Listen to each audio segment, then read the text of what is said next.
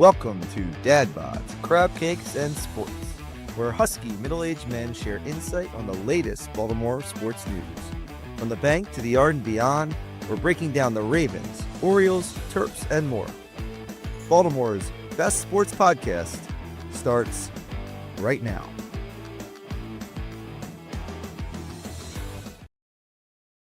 Good evening and welcome to Bods, Crabcakes, and Sports late night edition this Thursday evening. Just look, friend of the show, Drew Cordula. I do have a beverage, so there you have it. I did stick with your request. So does everyone else. Oh, John's got some sort of clear liquid in that plastic bottle. I'm not sure what it is, but Breakfast of Champions. yes. Oh, fantabulous. What the hell is that? Oh, it's a Coors Light. That's what old The mountains man are blue. drinks. The mountains are blue, Jason. That's what Mountains are Pops. blue. That's what Pops always drank. Mhm. At Mom's and Pop's house, there was always at least 2 12-packs of that in the fridge. It's outstanding. No, I mean, Coors Light's like one of my, like, if there's no other light beer, but because I don't like Bud Light, so it's got to be like Mick Ultra. Corona Premier is like my go-to for light beer. It's like fantastic. And then Mick Ultra. But I'm old, so if I do drink beer, which I don't usually do, it's something super light. But I digress.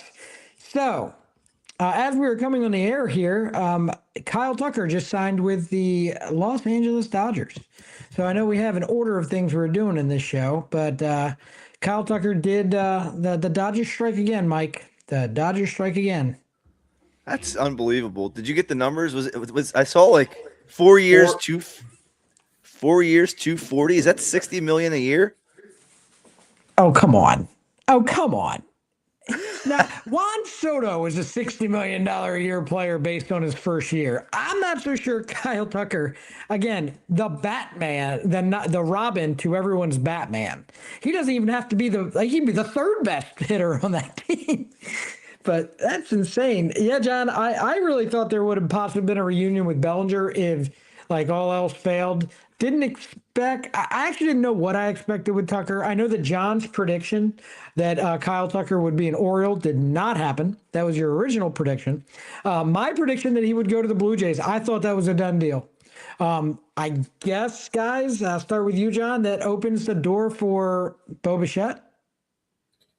Yeah, I think so. I think that really kind of shocked me when I saw that when you sent that over. But look at that lineup, though. I mean, Tucker, you're paying him $60 million, like you said, to be Robin to Shohei Batman in that lineup. And Freddie Freeman. And behind Freddie Freeman. Right. So he's almost like the Batmobile. He just kind of gets and up not to from cut point you, A to not point to B. cut you off, John, but when he was in Houston at his very best, he was probably the third best option on that team, if not the fourth or fifth. Springer, Correa, Altuve, Yordan Alvarez. Like, Tucker was probably in between Altuve and, I don't know, somewhere in between there, because Springer, I don't know, probably the third best option on that team. So that's where we are again. So finish your thought. Sorry about that. But $60 million for that. I mean, the Orioles were in no way going to be paying that kind of money for a hitter like that. They wouldn't shell it out. But the Dodgers, again, now, where are they over the cap now? How much are they paying in luxury tax now, adding $60 million on top of what they already had? Yeah, the way I understand, there's like two thresholds of the luxury cap. There's the initial threshold, and then there's the one after that. And I am assuming they are well past the second one. I know what a lot of teams are doing this year is they're up. The teams that haven't been spending are upping their payroll, and the teams that are spending a lot are lowering their payroll because of all the changes that are going to be coming. It's a bunch of malarkey and stuff that we can worry about another time. But yeah, Mike, I mean, what this does to me, what I think about now is the feeding frenzy that the New York Yankees, and not Boston as much, although I still think they need some offensive help, but now Toronto and New York, the feeding frenzy for the remaining offensive players.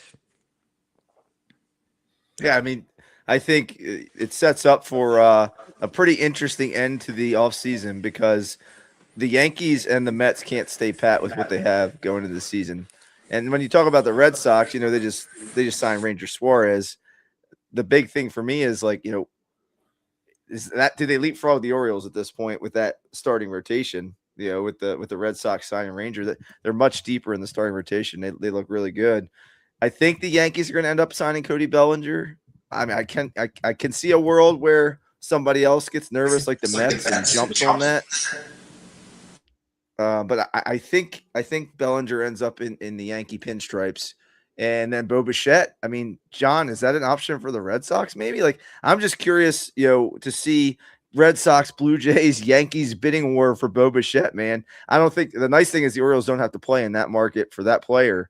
But the other question mark, John, before I throw it over to you is, with Tucker signing with the Dodgers, I think the Mets were a player there. Now do they throw all their money in the Framber basket, which, that does impact the Orioles? Yeah, I think so. I could see Bichette going to any one of the three teams, but I keep reading that he's going to go back to Toronto because I don't know if he's comfortable there or if the Blue Jays are going to shell the money out, or it's getting kind of to a point now where you got a month before spring training and you don't have a shortstop. So I'm kind of thinking he's just going to probably end up back in Toronto. But I don't know. Do you know, Mike, off the top of your head, do you know who his agent is? I don't remember who his. Let's look this up. We have Google. But I just see him going back to Toronto because they need a shortstop. His agent is Vayner Sports. It's not an actual person. It's just one of those things. But I think he's going to go back to Toronto because I think if the market would have been there for him, he would have already been a bidding war out there, and someone would have shelled the money out for him. Keep in mind, he is not, like most teams are having him come in as a second baseman, not a shortstop. So there were questions about. Sorry, Jason. There was questions about his arm. Coming up through the minor leagues, and then even now. Well, he's coming off that injury from last year too, and right. He's still not 100%. So, Philly was going to have him play second base potentially, which means Xander Bohm potentially. I know New York. I mean Volpe, but I'm not so sure Volpe starts the year. He had some offseason surgery too, so it does get kind of interesting how they're going to do it. Toronto at this point, with them being all in. Mike, to me, it seems like they are the best fit, I think, at this time. Logically, I think if Philly really wants them and they want to make a move, they'll make things interesting for Toronto for sure. Yeah. I mean, and then obviously, like I said, how does that impact, with the Orioles having a chance to sign Framber Valdez? Because you keep hearing that the Mets are going to spend big, and that Cohen is in on all these guys, and yet they have come up pretty much empty. I mean, they've had a few signings, here and there in the bullpen rotation, but like they haven't gotten any of the big fish yet. And Mets fans can't be happy at this moment. I'm sure they're really wanting to see that big name. Do you think that means that the Orioles have no chance at Framber? Absolutely not. I think they're still in on it. Everybody else, like Rosenthal, was it? I can't remember his name, but the Baltimore Banner. All these guys are reporting that they are still Andy Pesca. Is it Pesca? No, I might have screwed that up. But whoever it is, they all are saying that they're still in on it. The question is, can you beat out the big boys again? And though I guess more, for me, the question is how much do they really want him? I mean, the fact that I think Boston got a pretty fair deal for him, for Ranger Suarez, considering what the rumors were 6-7 years and what Dylan Cease got. To me, I think that's a pretty right in the middle of that. I wonder if they had questions on both these guys. And I told you this, Mike, when you and I were talking privately, that who the Orioles signed this year or traded for that anyone heard coming. No one knew the Taylor Ward thing was coming. No one knew the Helsley thing was coming. No one knew that the Shane Boz thing was coming. The only reason everyone knew about the Pete Alonso thing was because it was at the winter meetings. I think if the Orioles go and get somebody, I hate to break it to you, Mike. Like, I'm sorry, like, because it would probably bum you out more than anybody else in this conversation. But I'm not so sure that Framber is coming to Baltimore. Well, Ryan Ripken just tweeted about 20 minutes ago. Congratulations to the Mets on getting Framber Valdez now. So, and as I'm scrolling through Twitter here, a lot of people, I don't know, some people I don't know, and I don't know, they have blue check marks. So, they're probably somebody who's important of some sort saying the same thing, that he's going to New York now. But keep in mind, they wouldn't spend the extra money for an aging Pete Alonso. Valdez is 32 years old. So are they going to give him 6 years, or are they going to outbid? I'm not convinced the Mets want to go crazy money spending yet. Like, they're saying they're all in, but I think they're trying to do it somewhat smartly, right? Where if the Orioles are saying that this is a guy we want, I think he's the next domino to fall in my mind. I really do. And then everybody else will. I mean, this is going to be a good offseason for free agent pitchers, because everyone's going to be, okay, there's not like Gallen and all these other guys. So to me, I wouldn't necessarily say it's going to be the Mets for sure. I'm not willing to do that yet. Yeah. I mean, it's definitely interesting. I have mixed emotions about it personally, because going into the offseason, I wanted to see the Orioles sign one of the big name free agent pitchers. And we had a number that we listed. We listed Michael King. We listed Framber Valdez. We listed Cease. We listed Ranger Suarez. There was really that top tier group. And we just wanted them to get one of those guys. And it felt like it was only inevitable that they would be able to pull off a deal for one of those guys. And then you sign Pete Alonso, and then it's kind of like, look what this hand over here is doing. But then we forgot what the main objective is this offseason, is to upgrade the rotation. Well, then they trade for Shane Bods, which is an interesting piece to add to the rotation, a younger arm, which is nice, and a guy with high upside, but someone who hasn't really proven it, year in, year out yet in the major leagues. So you see that trade, and you're like, okay, well, are they finished with the rotation? And all these different media outlets are saying, no, they're not done yet. They're not done yet. They're going to look for another pitcher to add to that rotation.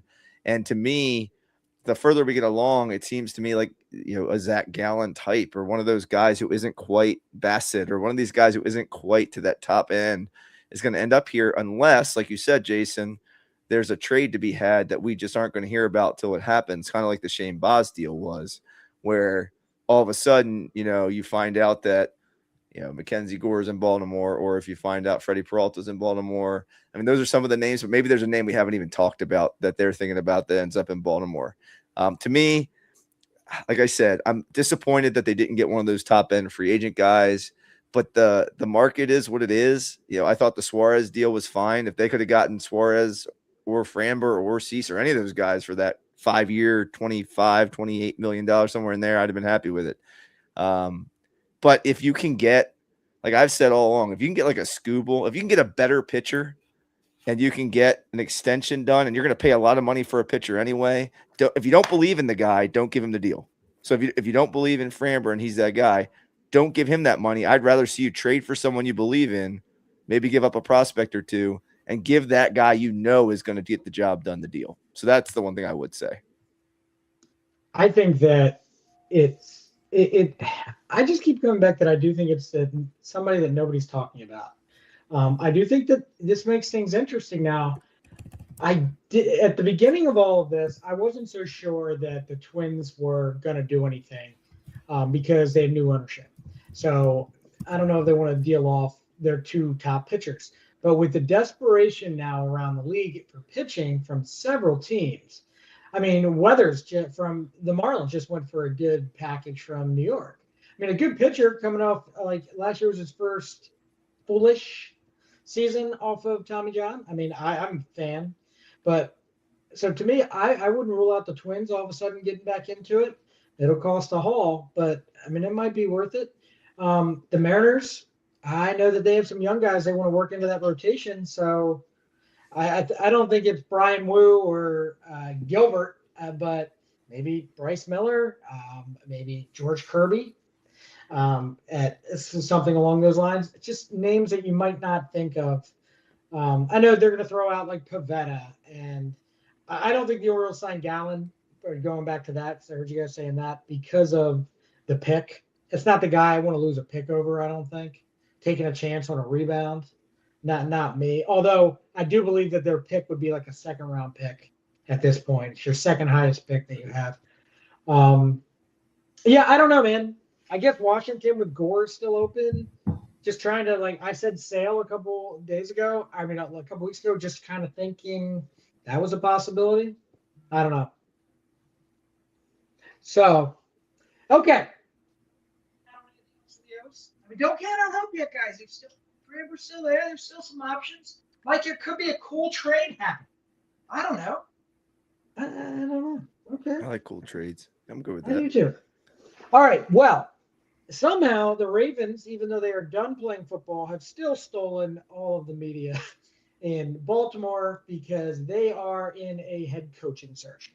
Now, before we talk about that, we should talk about John Harbaugh and his next venture. Now, I've been trying to find confirmation of this. Did he actually sign with the Giants, or is it okay? That's what I thought. The confirmation that I saw today was he walked out of the Giants facility without a contract and without signing anything. But that was yesterday. Like, the news report came for today from yesterday. So I didn't know of anything because I saw the same report. So nothing as of yet, right? Not of yet. I had heard yesterday and then this morning as well that the Falcons were trying to get in on it too. But I think the reports that I read said he's the Giants unless they really screw something up. Plus, he's bringing Monken with him. I heard that rumor. I mean, I'm not counting chickens on that until that happens. But John seems like a guy that if he tells teams that he's going to meet in person, he's going to meet in person. So if he told the Falcons that he's going to give them an in-person meet, he's going to do it. And I guarantee you, if that was the case, that he agreed, like he told the Giants that. It's like, I made an agreement, so I'm going to go do that. I think that's down to those two teams. The rest of them, I don't think he really has an interest. I don't think there's a mutual interest in Pittsburgh. I don't see it. But yeah, I mean, Mike, for me, I think this is all kind of like smoke and mirrors. I think he's going to the Giants was my original record. That or the Cowboys, if you remember. And that was my maybe, probably not.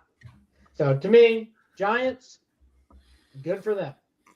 Yeah, I mean, it seems like it's almost a done deal the way most of the media outlets are reporting. But I think you're right, Jason. He's a man of his word. If he said he's going to go meet with these guys, he's gonna. And that John, it has been reported by several people that Todd Monken is probably going to go with him. So yet to be determined. I think it's a great landing spot for John. Like I look at their young core of talent. It's like they've got the triplets ready for them. They got Scadaboo at running back. Hopefully comes back healthy. They teach Jackson Dart to slide and not get his brains knocked in every other play. I think they have a decent young quarterback. And then you've got Malik Neighbors, who's an excellent wide receiver. So you've got the triplets there to start. And that's, if you're looking for some place to start on offense, and then you've got those pass rushers there that are pretty good too. So like a good situation for John to go into. I'm telling you what, my NFC team is now going to be the Giants because I'm a big John Harbaugh fan. And I love that he went to the NFC so I can like literally root for him versus having to worry about him. So that's the one thing I'm kind of like, that he didn't go to somewhere like Tennessee. They were talking about maybe him going down there or somewhere. I don't think he was going to be in our division, but either way, I didn't want to see him in the AFC. So I'm happy to see him in the NFC East. Plus he could beat the Eagles and the Cowboys. And the Commanders. So I love that. I love all those. Yeah, I think it's a really good fit. It's funny how, like, if you listen to, you have all these Ravens fans out here that are still screaming and yelling, oh, yeah, I mean, we didn't want him. We don't want him. And all of a sudden, he becomes the number one candidate in the NFL for head coaches. Not even close. Not even close. So, once again, Baltimore, I tell you, be careful what you ask for. Because if Cliff Kingsbury is our coach next year, I'll go drink with him. but I'm going to be a very, very miserable SOB. Yeah, So, John, that's how I. that's what I think as well. I just my worry is this: is you you either get a coach who, like Harbaugh, brings in and delegates, and we have to get especially offensive coordinator, defensive coordinator, get it all in a mix, or we bring in a coach who is the opposite of Harbaugh and is I'm taking over the offense or I'm taking over the defense, and then trying to bring people in to fill those other spots. And that's kind of my worry is if the ship is way too different than what it was under Harbaugh. What do all these guys who have been with Harbaugh their entire careers, Lamar and Andrews and the whole lot of them, what kind of step forward can they take, or are they going to take a step back? Is something like this going to kind of change how the locker room setup is? Because it always seemed like Harbaugh had a good locker room setup, that the locker room respected him. He was a player's coach, and for the most part, everybody had a good rapport with him, and it wasn't really many problems going on. Yeah, the idea has always been you get the leaders in the locker room on your side, and then all of a sudden everybody else falls into place, right? I mean, Ray Lewis, Ed Reed, I know at first it was kind of tough for John when he first came in. Didn't last very long. And a few years after he came in, they won a Super Bowl.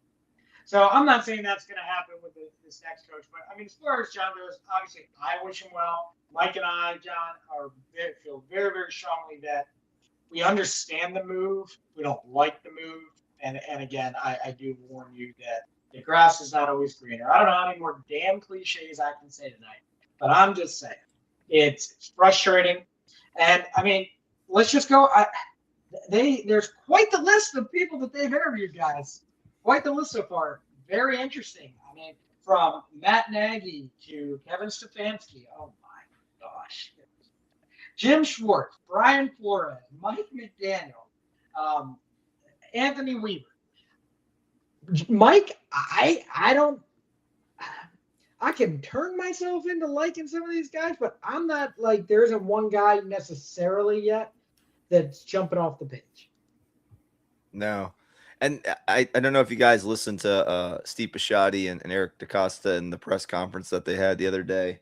I found it very interesting that Bisciotti mentioned these guys who had a chance, with a team that wasn't very good, and they were the hot coordinator, I guess is how he phrased it. They were the hot coordinator 5 years ago, and then you get stuck with the Jets, or you get stuck with the Browns. You get stuck with an organization that really sucks, honestly. So, and then maybe giving these guys a chance in a good organization. Now, I like that idea a little bit, but then I think it's kind of an overinflated view of yourself a little bit. Sometimes I worry, because there probably were some issues that hindered their growth in those places, but there probably was something that they weren't doing right either. So I don't know how they weed through that in the interview process.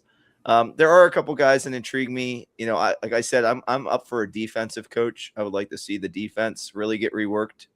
So a guy like, I know Brian Flores is not your favorite, but he would rework the defense. A guy like Adam Saleh would rework the defense. And somebody who has some respect from what he's done around the league. Jim Schwartz is another guy like that. Now, I don't know if those guys are leaders of men, if they belong as a head coach, but they would definitely be great defensive coordinators.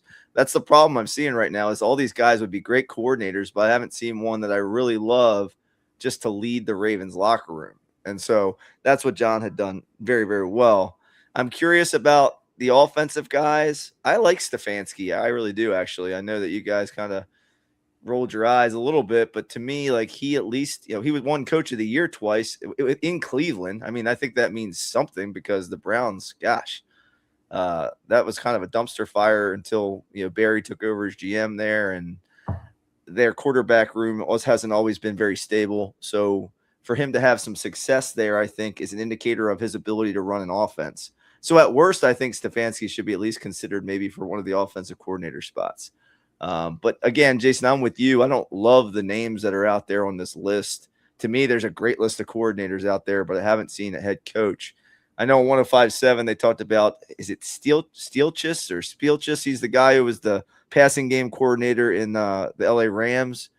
Lock and Four was talking about how he is the next big up and coming thing, and maybe they need to give this guy a look. And somebody said that Davis Webb, who they I believe interviewed, is a guy who everybody really loves, and so he's the passing game guy in Denver, and they've had a good year. So he's a quarterbacks coach, I believe. Is that what it is? Okay. So that's because Sean Payton has came out and said nothing but glowing responses about him as a coordinator of being a great. Hey, this was before the season even started. Back in training camp, he has been talking this guy up. So people have kind of jumped on board. Intriguing name. I like that.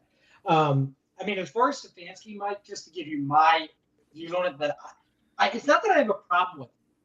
I have an issue with you just got rid of John Harbaugh for Kevin Stefanski. I can't get over it. And that's it. I'm not saying he's not a good coach. I can't get over that fact. Now, as far as like you had mentioned Saleh and the Jets and how it was a terribly run organization, ironically enough, the general manager that hired him was Joe Douglas, who worked for the Ravens before that. Oh, boy. So I'm kind of a Saleh fan. I really am. Like, as soon as he said that about the retread, I don't want to call them retread coaches, but like the guy said, I don't think got a fair deal the first time around. Flores got a good deal the first time around. He just didn't do it the right way. And I'm not so sure. My prediction for Flores is that he is a defensive coordinator again this year. I don't think the owners are willing to bring on somebody that has a lawsuit against the NFL. But I say that, but so did the head coach of why can't I remember his name? Head coach of the Texans. He actually had a lawsuit against the Texans because of an injury he sustained. Yeah, D'Amico Ryan. The Texans hired him. But that's easier. If you have a lawsuit and they hire you back, that's terrific. Oh, kumbaya. But if the whole league, if you have a lawsuit against Roger Goodell, not so sure. Intriguing names. Okay, I have a game for you guys. Guys? I had a question. I got just a quick question for you. The guy that I need to use the bathroom. Go ahead. Okay, you don't have to raise your hand, John. If you got to go, just go. It's not phys ed class. Yeah. Jesse. There's a pass on my cart. I'm seeing a lot of things about Jesse Minter from the Chargers because he was with the Ravens. He was on the defensive staff with the Ravens from 17 to 20. Then he kind of bounced around the league, and now he's been a defensive coordinator. My worry is this. If you get a guy like Harbaugh wasn't a Ravens guy at all. He had no connection to the Ravens when he came in. If you bring a Ravens guy in, Anthony Weaver, a guy like that who's been here before, is that going to be same old, or are we going to actually take, like what Weaver learned in Miami, if there was anything you could learn down there? I don't know about that. But or a younger guy like Jesse Minter, getting him in there, and can he form and shape, into something new that can actually be beneficial and actually help our team? I mean, John, in my opinion, I'd like to see a fresh start. I'd like to see a fresh set of eyes. I'd like to see somebody else's take on what's going on. I love what John did here, but whenever you have those separations and you're looking for that new energy in there, you need a new voice that maybe speaks a different lingo, maybe different vocabulary, a different way about doing things. I think that can energize a team. And so if you lose that part of the change, I don't think it's as impactful as it could be to hire somebody, that's been there before and kind of would speak John's language, if that makes sense. So Jesse Minter also, John, you do have to remember, not only he didn't get really passed around the league, he went down to the University of Michigan. And so he's got that background too. It's like as soon as McDonald left and went back to the Ravens, Minter went went back to Michigan. So there's that Harbaugh connection there. A lot of people aren't cool with that because they think that it's too much like John. I think the Ravens are very, very interested in Jesse Minter, but I think the other 7 teams that are left are also interested in Jesse Minter. Remember how the Steelers do stuff. The Steelers, I guarantee you, the head coach they hire is probably in his 30s. He's probably worked as an assistant on the defense somewhere in this league. They don't hire retread guys. They don't hire older coaches. So Jesse Minter, it sounds like a great fit for somebody that Pittsburgh might be looking at. Robert Saleh maybe even. So yeah, there's a bunch of different options there. I do trust that they will make the right coaching decision because I have no reason not to. I would say, Jason, real quick with the Pittsburgh thing, like, I don't see that as a great destination if I'm a coach right now. Like, if I'm going to look for a job, I want a stable quarterback. And when's the last time the Steelers had a stable quarterback? Now, and they're just made the playoffs again. So it's not like they're picking in the top 10 to 12 picks to get that stable quarterback. That means you have to be on the same page with the GM and figure out how you're going to trade up and get the guy, or how you're going to sign the free agent, older guy again, which they've done year after year. So if I'm Jesse Minter and I'm looking at the options, and I think he's going to have multiple options, Jason, I'm with you on that. I don't know that I'm picking Pittsburgh, besides the fact of that organizational stability, which you mentioned before, having 3 head coaches and knowing your owner's got your back. I mean, that's a big plus on their side. But as far as the roster, I'm not sure that's where I want to be. Yeah, I mean, it takes somebody in there that has the confidence to know that they can build their own roster. They can actually choose their own quarterback. I mean, I don't know what the free agency is going to be like for quarterbacks, whatnot, but I mean, maybe Aaron Rodgers comes back for one more year, depending on the coach. I don't know if a new guy wants to deal with that. Before we move on to my quick little game I have for you guys, breaking news: the Angels, Rays, and Reds just pulled off a 3-team trade. The Angels are sending left-handed reliever Brock Burke to the Reds and right-hander Chris Clark to Tampa Bay.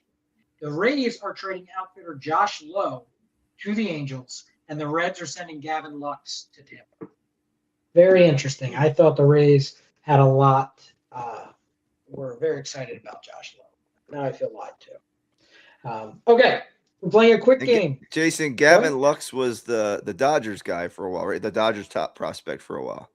Yeah, he was with the Dodgers, then he bounced around and then ended up in Cincinnati as well. All right, so new game here, just pretty quick one, nothing too crazy. This one is called Absolutely or Hell Nah. Or if you want to get a little country, hell no. Whatever you want to do. It's up to you guys. I'm here for it. All right. I'm going to ask you the same question to both of you. And you tell me. The next coach of the Baltimore Ravens, Mike, is Jim Schwartz. Hell no. Why? I don't know. I know he's a Baltimore guy, but I don't know. He did not have a great go in Detroit. I did not like what I saw there. I don't really know that I love the idea of a retread coach, even though Steve Bisciotti does. I'd love to see one of these, all these guys who have had success, like Sean McVay and Matt LaFleur, and they were the next thing. You were able to look into the future and see which guy was on the right path, which young guy was the one who was really shining in somebody's staff. And to me, I'd love to see us go that same way again. And just to be clear here, this is what you think the Ravens are going to do, not necessarily what you feel deep down in your loins, John. Okay. Hell no still. Yeah, I figured. John? Hell no. I really think they're going to find a younger guy who gets a first-time opportunity. John, Robert Saleh. Hell no. I could see them bringing him in as a defensive coordinator, but I firmly believe they're going to hire a first-time head coach. Mike, Robert Saleh. There's only 2 options, absolutely and hell no. I don't know. I feel like it's. You think the same way I do. I was going to be like, like, how about a strong maybe? I don't think. I think this is a move the Ravens could make.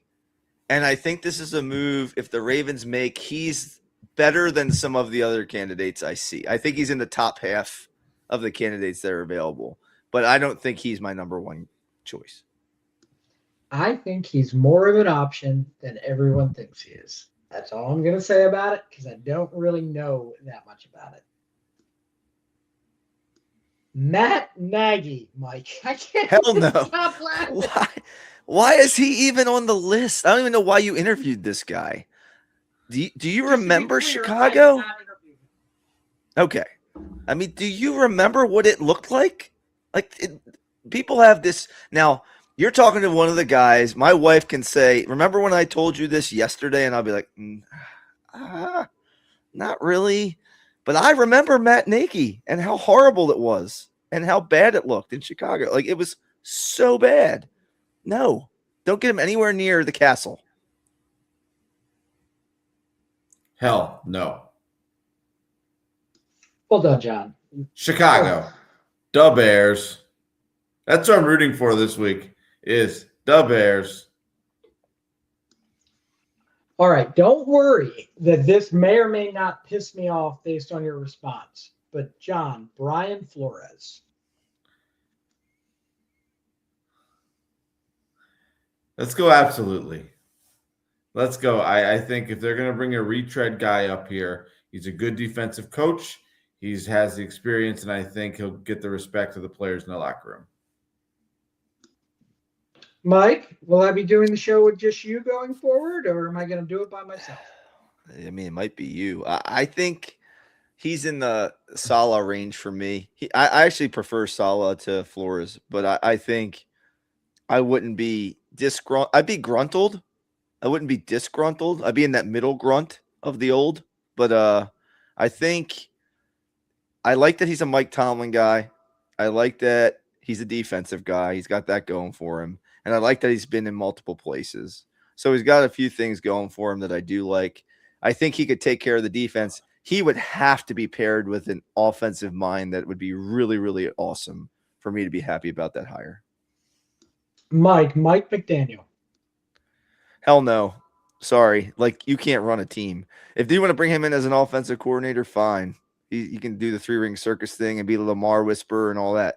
But if you want to bring him in to run something, he's just too crazy. John? Mike Hell McDaniel. no. Hell no. Hell no. Keep him away from anything living. He couldn't do anything with the Dolphins, and God forbid he goes to the Ravens. And Dolphins are mammals too, John. So, I mean, Right. Who knows?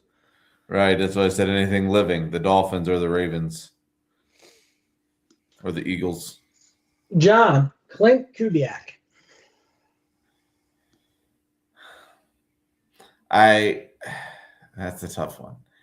As I've looked him up, I would say absolutely, but I want a defensive coach, so I'll say hell no. I'd bring him in as the offensive coordinator or something like that, but I would say hell no, because we need a defensive-minded head coach. Well, he's definitely going to get a job somewhere as a head coach, so he Right. won't become a 100%. for the offensive coordinator. But Mike, Clint Kubiak. I'm going to plead a little ignorance here because I'm not as familiar with Clint, but I know the Kubiak name and how well that the offense played here in Baltimore. But, I'll say hell no just again with John. I just want a defensive guy in here. But he is interesting, and I'm curious how he interviewed. Honestly, if he interviewed, like, let's say he knocks their socks off, like maybe a Sean McVay or Matt LaFleur did with some of these interviews before, or then maybe he is the guy. I don't know.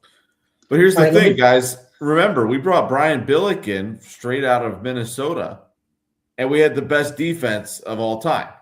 So it's a matter of, can they bring in the right defensive coordinator to run the show if we bring in an offensive guy like Kubiak?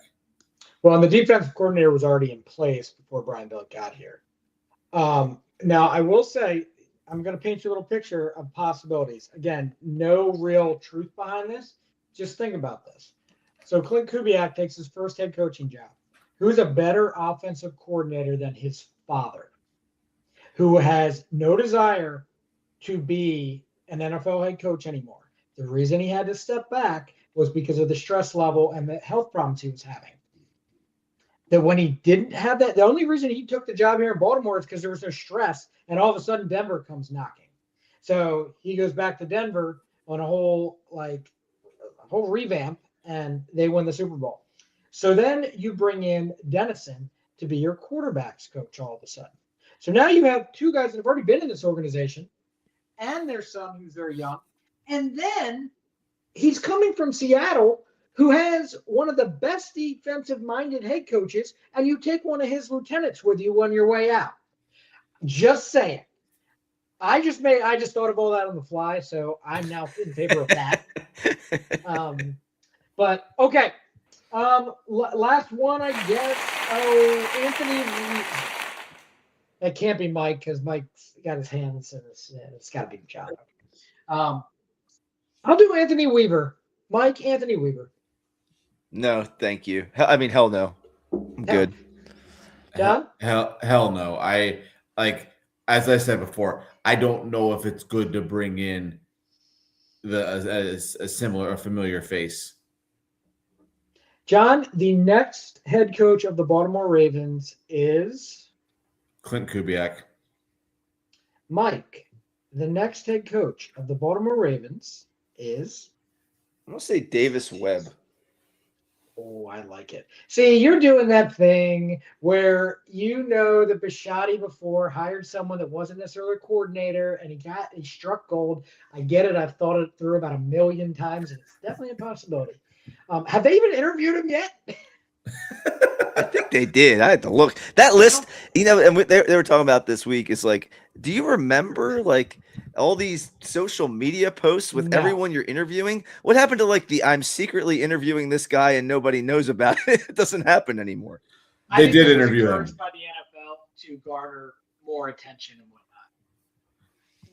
They did interview Davis Webb 4 days ago. Well, they would have had to interview him only through the only through online or through telephone. You can't do it in person yet because he's still playing.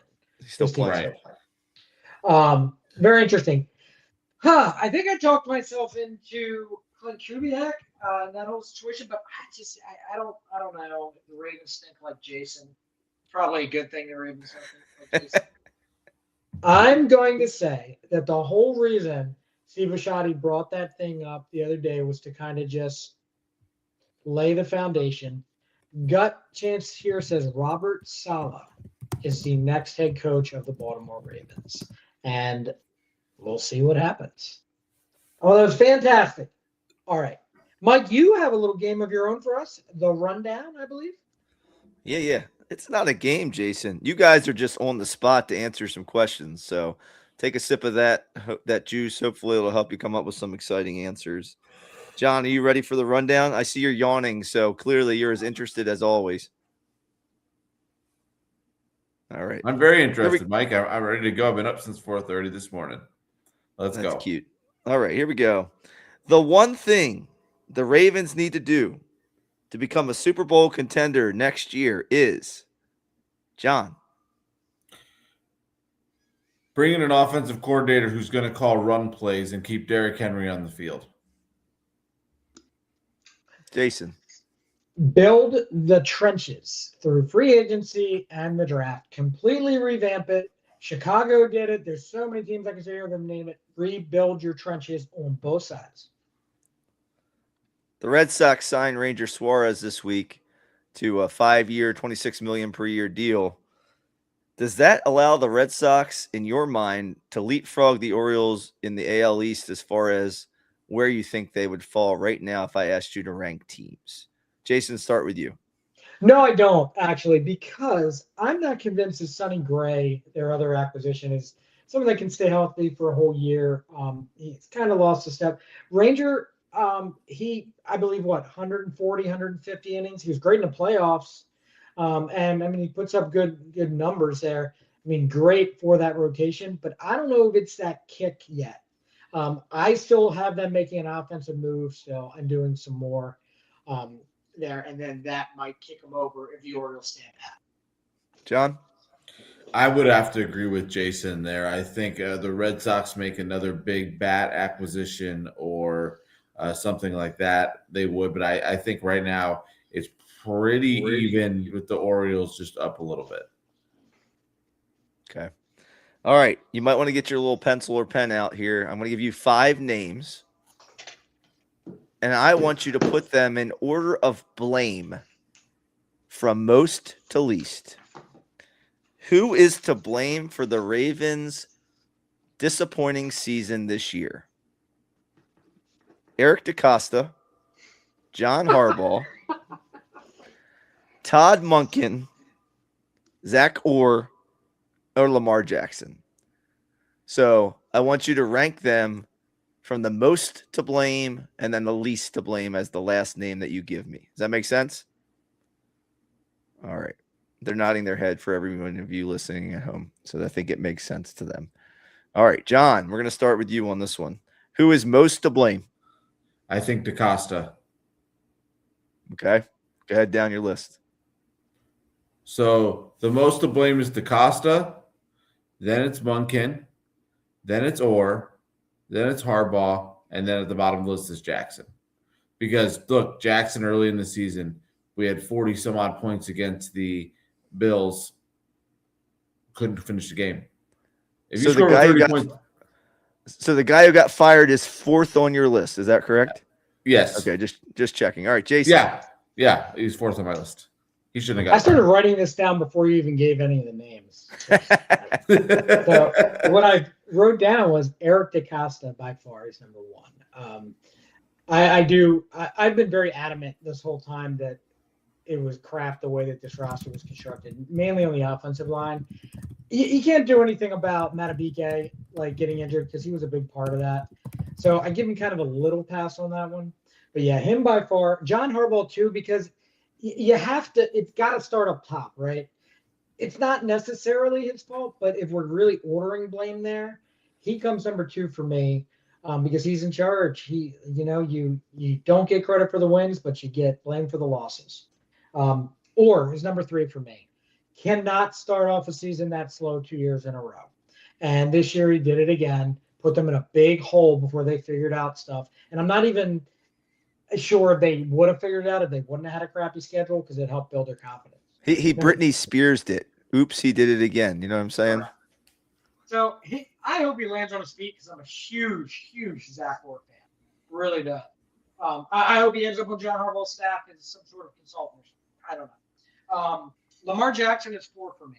I don't want to give him all the blame, but availability is the most important thing. You cannot miss games. And we did question his toughness a little bit. He has some body language issues sometimes that drives me a little crazy. And then Monken, to me, I don't have any complaints. Like, I know everyone else does. And I know John does. John's like, oh, you got to hand the ball off here. Whatever. Listen, this offense was, even Roman wasn't that big of a deal. Your players have to play. And Monken, yeah, could he improve? Absolutely. I just don't think he's to blame as much as the others. Roman just got fired again, by the way. But yeah. Yeah, not a fan. I wasn't a fan. I'm just saying he should. For the first year, anywhere, he does great. Yeah, for sure. Okay. All right. Interesting. Very interesting. Let's talk NFL playoffs, right? So we're in the midst of NFL playoff season. I'm going to give you guys a second to think about this, but besides a Super Bowl memory, what is your best NFL playoff memory of a game, a moment, something within a game that you can think of that was like it defines your like what you think of the NFL playoffs? Mile High Miracle.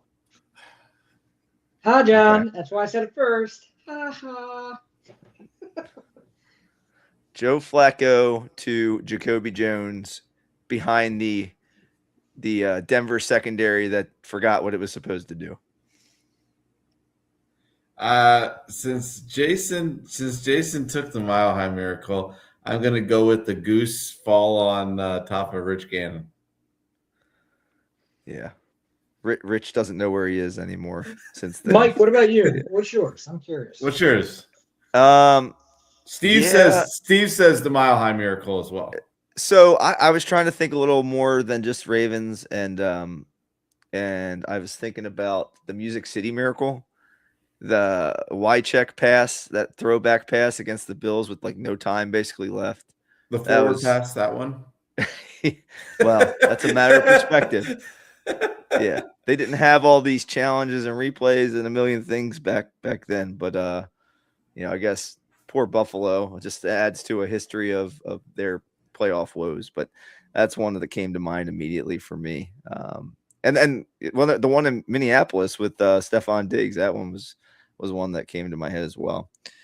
All right, appreciate that, gentlemen. All right, next question is Winter Olympics are coming up sooner rather than later. I think in February is when they're starting. What events do you guys like to watch, or what's the one you look forward to in the upcoming Winter Olympics? I like hockey and bobsled. Yeah, I like that too. But like hockey's probably number one, and then between like downhill skiing and and bobsled as well. Ironically, I do like figure skating. I think that's quite exciting at times. I mean, I know if I did that on ice, we'd have a serious problem. So The Iron Lotus. Do the Iron Lotus like Will Ferrell and the right. Blaze. Don't chop his head off. I like the ski jumping where they go down the hill and all of a sudden they just straighten out and like they fly 100 million feet in the air and then they somehow land. I can only imagine what that would look like if any of the three of us like attempted it. And could I you don't know imagine that the we would. spinal compression? I cannot. No chiropractor in the planet could help us out after that. All right, with Dante Moore returning to Oregon next year as quarterback, who's the second best quarterback that's going to be coming into the draft this year? Behind, obviously, who I think Fernando Mendoza from Indiana, who is the clear number one quarterback. John, what do you think? Well, I think it's going to depend if Miami wins or not. If Miami wins the championship or not. But I'm just I had to even look up to see who was coming out. But, Ty Simpson, Garrett Nussmeier, John Mater, and Carson Beck. But, those could move up or down depending on if Miami can pull out the upset and win the national championship. Great opinion, John. Way to read a list of the names of the quarterbacks. All right, Jason, now you. So I'm not convinced that there's a lot of quarterbacks that are going to go now until you get these pro days and the combine. I don't know if there's more than two, maybe a third quarterback in the first round. I mean, Carson Beck's 43 years old, so I'm not so sure that's going to go well. I don't know, man. It's so early for me. Ty Simpson, maybe.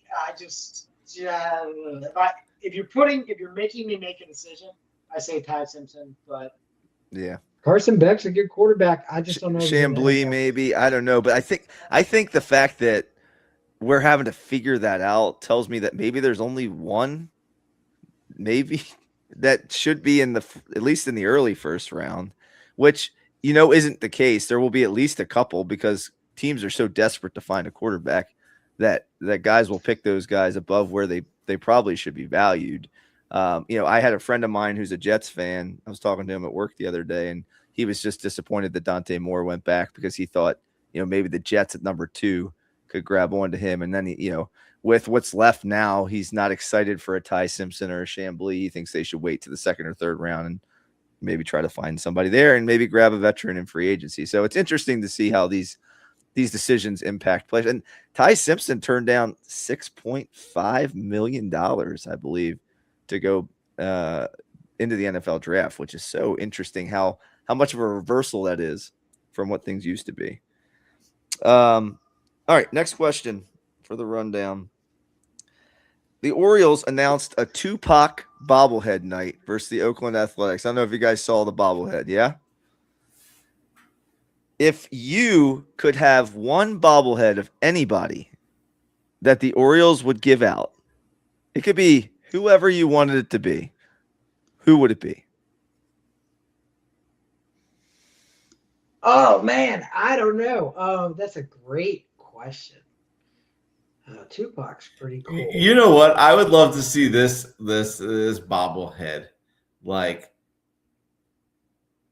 I would love to see them do a Sam Adams and Tony Saragusa like Oriole like bobble belly giveaway at the game. You could put like a the- quarterback between the two of them, and they're like smushing him with their bobble bellies. I like that. Yeah, something like that. Something, it's the 25th anniversary of the Ravens Super Bowl, so a bobble belly. Jason, any bobble parts for my you? Goodness. Does it have to be one? Can it be like a combine one? How about Sure. a little circle, half circle of Earl Weaver, Brian Billick, John Harbaugh, Gary Williams, and then throw in Weed Eubanks. Anyone that's won a championship on one of the major Baltimore teams, something along those lines. Well, that'd be I know cool. that's kind of boring. I do like the Tupac one though. That's pretty cool. Big fan. Oh my gosh. John Harbaugh leads the Giants to the playoffs next year. True or false? True. Absolutely wrong game, but abso-freaking-lutely. They're playing a last place schedule. Have at it. The NCAA uncovered a point shaving ring in college basketball involving 17 D1 programs and 39 players. My question for you is, does this happen more than we know? And on a scale of 1 to 10, how big of a problem do you think it is? 10 being a very big problem. I don't think it's a big problem because you look at the list here. Abilene Christian, Alabama State, Buffalo, Coppin State, DePaul, Eastern Michigan, Fordham, Kennesaw State, LaSalle, New Orleans, Nichols State, North Carolina A&T, Northwestern State, Robert Morris, St. Louis, Southern Miss, and Tulane. Only like one of these schools is actually in a major power conference. The rest are just tiny no-name schools that have no money, and the kids' NILs are probably nothing. So I don't think it's that big of a problem. I think the gamblers just go to the small schools and say, guys, here's 20 grand, miss a couple free throws. So am I the only one that when this came out, went to that list and scrolled down till I made sure I didn't see the University of Maryland on that list? Oh, no, that's exactly what I did. I thought I was going to have a heart attack. I think it's a huge problem because I think it's already there. It's just the bigger programs are more hush-hush about it. Did you say the FBI put this out? Is that what I heard? Did the FBI come out with this? I said nothing, but Just the DOJ, just the Department of Justice. Yeah. So the government's involved. The one thing I will tell you is that once those type of heads start getting involved, there's so much more that they haven't said that they already have information on, and that the information they're leaking, if they were to leak right now any major teams that were involved, it would dismantle the entire college basketball landscape, and it would cause this whole season to go all over the place. So I'm not surprised that they did that strategically. But usually when the government has information like that, they know a lot more than what they're leading on to. Scary, actually. Very scary. Yeah, and I Oh think my it's probably a lot easier for you to find these things in these smaller schools.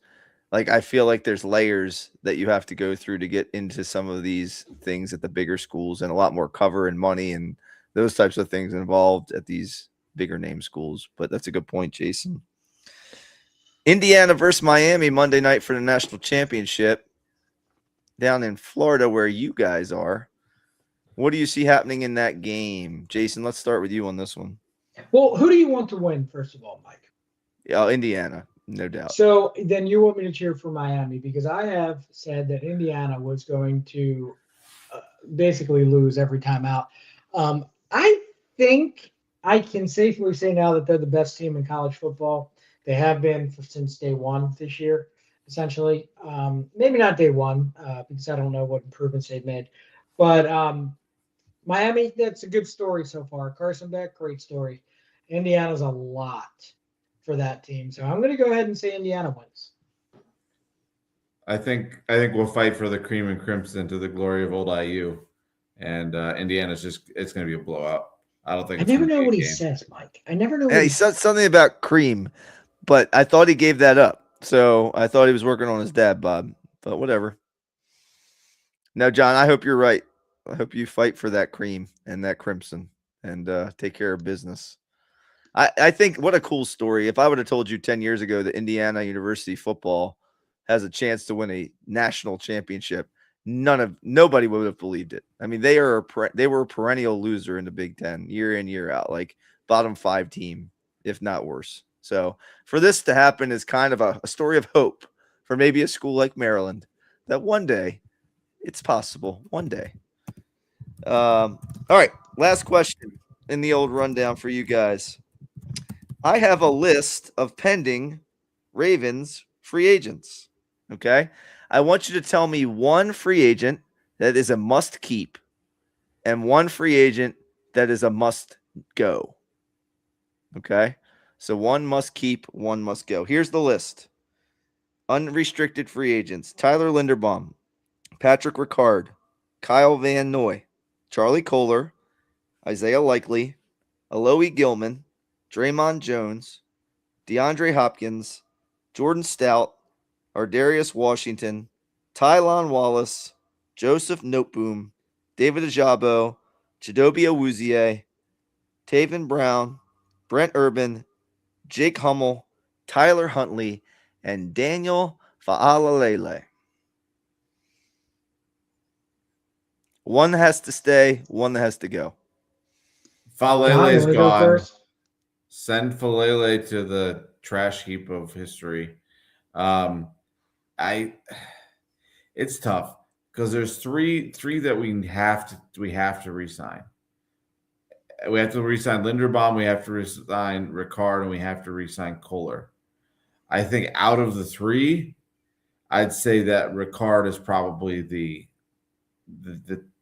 most important and impactful player that we need to sign. But Linderbaum, though, too, if he starts playing like he did his first 3 years, so I'll go with Linderbaum. I changed my mind. Sign Linderbaum, kick Falele to the trash heap. Jay? Yeah, I mean, Linderbaum was the one I was thinking of the must sign. I just think that type of stability, and you put better guys around him, you don't see some of those mistakes potentially. As far as the other one, I was going to say Gilman at first, and it's still kind of my 1A, just because I don't think you necessarily have to get rid of him, but like I don't know if he's high on their priority list. But Falele, to me, they have to move on from at this point, I guess. If you want to make him a backup, for sure, but it's not going to be a terrific thing. I think that's more of I don't know if it's a John thing or an Eric thing, like these red shirting of guys and hiding them away. But no, those would be my two. I think you guys are right on point with those observations. I think I would tend to agree with you. And the Linderbaum thing, it's like we already are in an area of need there in the offensive line. So do you want to subtract a potential Pro Bowl center from an already porous offensive line? Seems like a bad idea. So I'm with you guys. So that's the rundown for tonight, boys. All right. So one of our last segments here, we're going to do somewhat quickly. NFL playoffs coming up. So I'm going to ask you guys who is going to win these games. I think Mike and I last week, Mike ended up on top of our predictions. The only game that we had different, Mike picked correct. So, and John, just so you know, in case you didn't listen to the show, and if you didn't, your services you know, but because we are fabulous. I picked the Texans and the Rams to be in the Super Bowl. And Mike picked the Rams and I believe the Broncos, Mike? Is that your pick? What did I pick? Yeah, that was it. I thought so. No, it was Bills and Rams. Oh, the sorry. Bills. I'm sorry. That's right. You're like, I finally get over the hump. This is Yes. the year. Blah, blah, blah. Okay. That's it. Yep. Perfect. Just like that, too. Sounded exactly like I sounded similar. Yeah. Well, good. I'm going to kick this right off with you. The Bills travel to Denver. And the Bills get it done.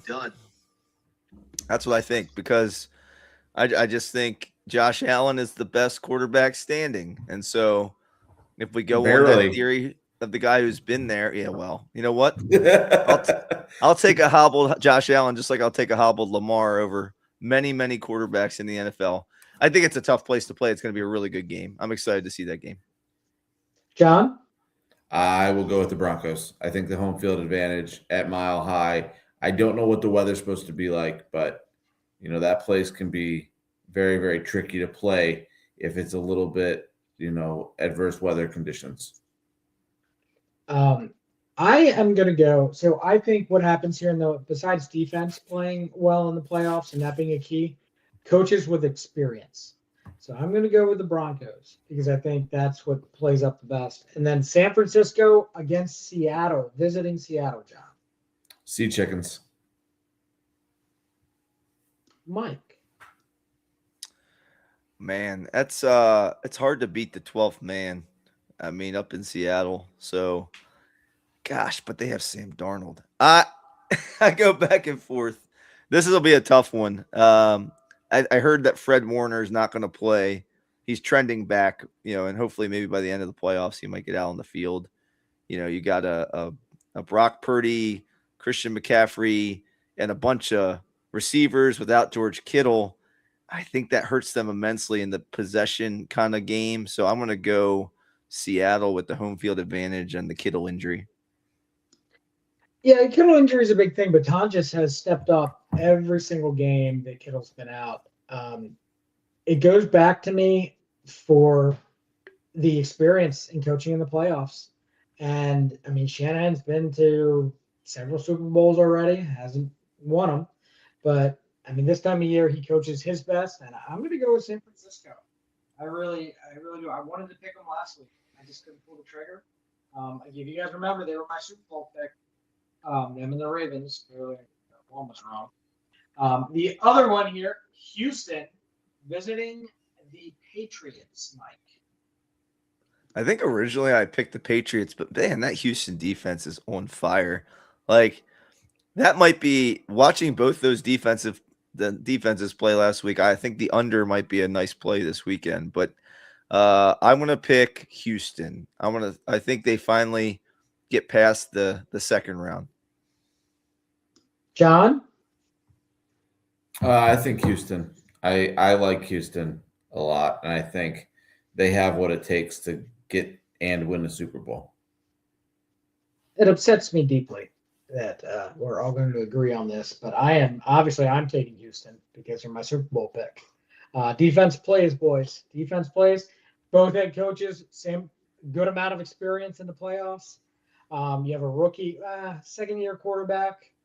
CJ Stroud does just enough. Dilferesque, if you will, a little better, more athletic. I'm going to go with Houston as well. And finally, the Rams versus the Bears, John. The Bears. Chicago. The Bears. Mike. I think the Bears had their Super Bowl last week. I think the Rams come in there and do what the Rams do, which is run the football and then find Puka all over the field. So give me Matt Stafford, Sean McVay, and the Rams. I'm sorry, the Rams are going to what all over the field? Puka Nacua. Oh, Puka. So they're going to It's a Puka all verb. over the field. That Yeah. sounds great. Mike, in my brain, yeah, the Rams again, Super Bowl pick. Again, experienced head coaches win in the playoffs. Hope eventually these coaches are going to play each other, and I'm going to have to make a real decision. But no, I'm going to go with the Rams as well. John, I mean, we'll let you cheat at this point because you have like a 1 week advantage. Do you have a Super Bowl matchup? The Bears and the Texans. I mean, I don't know if we'll let him count officially, Mike, since he is a week late, but that's fine. I'm glad to know. And one of those He teams will picked be the eliminated. Bears, so it's fine. It doesn't matter. The Texans are going to win. I have enough friends who are Bears fans that they're still. I'm tired of them talking about 1985.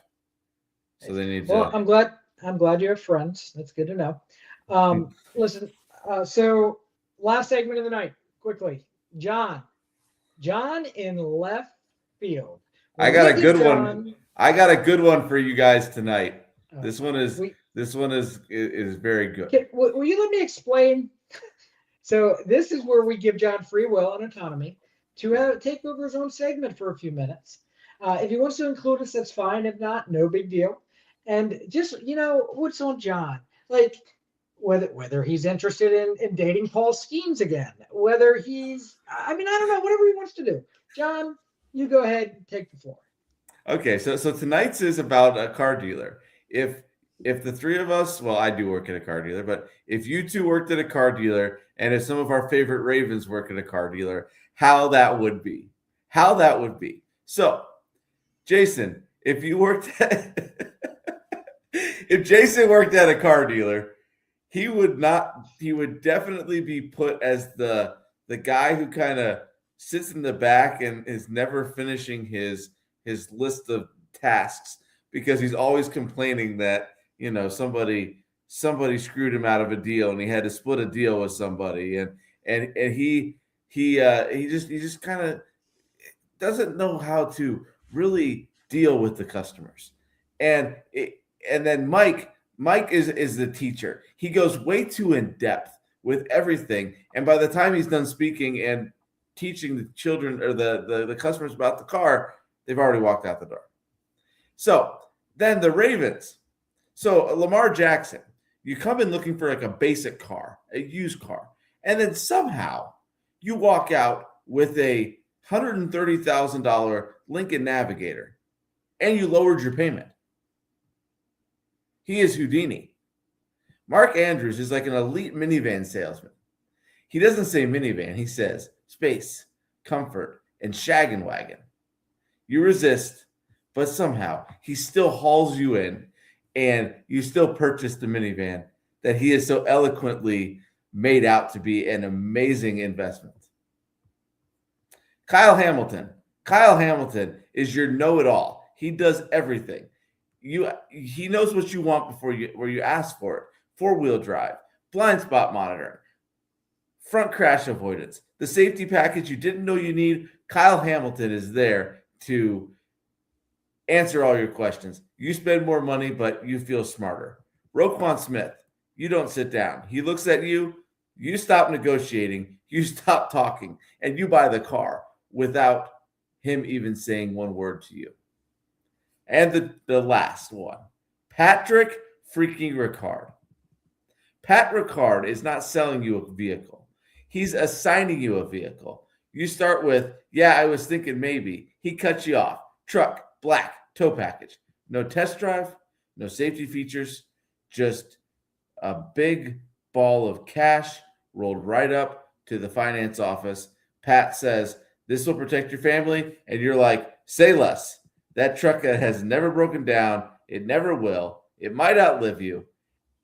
And then there's me.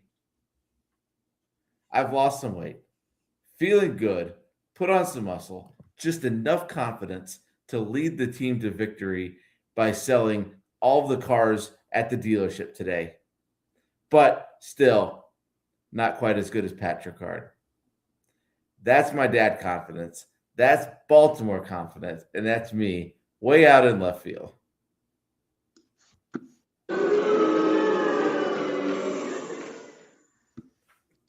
I don't even know what I just said there, Mike. Like, whose idea was it to give John a segment? Was that my idea? You! I'm an idiot. No, that was I'm an idiot. It's fine. It was a group decision. John, how much AI did you use to create that? A little bit, not a lot. Oh I wrote all the ideas. I wrote all the ideas down and just had it kind of sort them into a well propositioned list. Okay. All right. Man, once I learn how to use AI, you guys are in trouble. Let me tell you. Oh my goodness. Steve says I dig this car dealership. Yeah. So I don't know what's the matter with you. You realize I've been in sales longer than you have. Because I I'm understand, older than you. but car sales is completely different than every other kind of sales. I don't think I've ever sat there and complained about a customer complained about customers, but like for different reasons. But I've also continued to be very successful, John. I don't know where you get your information from, John, but But car sales and other Really sales are strong. different. You can be successful at other sales and not successful at car sales because it's a very different game. I know, but your reasoning behind it was inaccurate. You're like, you're that guy that just complains the whole time. Most of my complaining is about John, if anyone else has noticed. Well, Steve asked for more left field segments, so. Wow. So my last I thing, you guys, you both complimented me on how well the Charlie listen, Kohler was going. Yeah, but you got Jason all wrong. Jason can sell water to a fish. Like Jason can sell. So I think you might have got me right because I would have gotten lost in the minutia. But Jason can sell. Jason, I'll apologize. You're probably the guy at the front door who everybody hates because you somehow have 4 deals on the board and you were on vacation for 2 weeks. Oh, in a past life, John. In a past life. Mike, did you say minutia? Is that also on the field with the Rams and the Puka? No, minutia and the puka. Hey, look at my koozie. Those of you guys online, it's got our pictures on it. This should be the next bobblehead right here. Steve, we gotta go get a beverage, and I got some for you, Steve. You only live a couple minutes away from me. Outstanding. All right. Well, guys, we are glad that we're all back together again. Again, we are working on a concrete schedule. I have just started a new job, so my whole situation is kind of up in the air for certain things. But we will get to you guys. We'll try to post on Facebook for our live shows, and then obviously catch us on Apple Podcasts and whatnot. As far as Mike is on vacation, our quick little vacation to the Poconos. A little jaunt up to the Poconos till Monday, and then I'll be back. Is this a golfing thing? No, it's cold. No, this is a family tubing, spend quality time with the youngins kind of trip. Outstanding. Super jealous. Stay safe. Bundle up. Anything else, John? Protect those extremities. Is that what you're going to say? Yeah. No frostbite. Want 10 fingers and 10 toes. And then all of my friends and family members living in Florida, be careful of falling lizards off the trees because it is freaking cold. I think it got down to like 50, and it's supposed to get in the 30s tonight. That's just crazy. It's 37 right here right now. All right. Well, we digress. Again, for John Landstrainer, Mike Frisky, I'm Jason Weisbecker. Thanks for joining us, and we'll see you next time.